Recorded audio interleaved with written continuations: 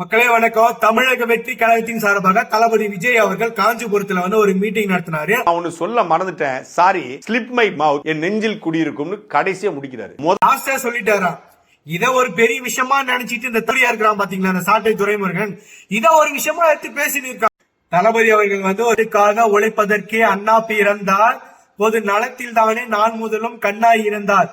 இந்த ரெண்டு வார்த்தையவே இங்க இருக்கான் பாத்திய தற்கூரியே நல்லா கீழே பார்த்து பாடின்னு பாட்டுக்காக உழைப்பதற்கே அண்ணா பொது நலத்தில் தானே நான் முதலும் கண்ணாய் இருந்தார்.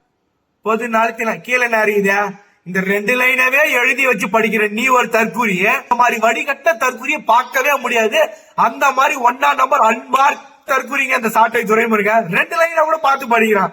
அது மட்டும் இல்லாம நேரா திமுகவை அவன் நீ ஏறி கட்டி திமுகவை எடுத்த உடனே அந்த கட்சி அடிச்சா நீ ஏன் கொந்தளிக்கிற? அதான பொட்டி வாங்குவதற்கு முன் பொட்டி வாங்குவதற்கு பின் சும்மாவா சொன்னாங்க. நீங்க அதுக்கான வேலையை பார்த்துதானே ஆகணும். இல்லன்னா உங்க தலைவரோட கேஸுக்கான தீர்ப்பு என்ன வழங்குவாங்க சொல்லிட்டு தெரியும். கட்சியோ உங்களோட தலைவரையோ இல்ல உன்னையோ ஒரு பொருட்டா எடுத்துருக்கிறோமா? இது வரைக்கும் ஒரே ஒரு மேடையிலாவது உங்க கட்சி பேரை சொல்லிருப்பாங்களா? உன் தலைவர் பேரை சொல்லிருப்பாங்களா? எதுக்குடா தமிழக வெற்றி கழகத்துல புடிச்சு இருக்கீங்க? சரி, 8% பறிப்பொழிமே உங்களோட பயம். இந்த பயம் 2026 மொத்தமா அந்த 8% காலி பண்ணி எங்க தமிழக வெற்றி கழகத்தை ஆளுங்கட்சியா வரும். அப்ப எங்களோட தமிழக வெற்றி கழகத்தை பத்தி உனக்கு என்னன்னு தெரியும்.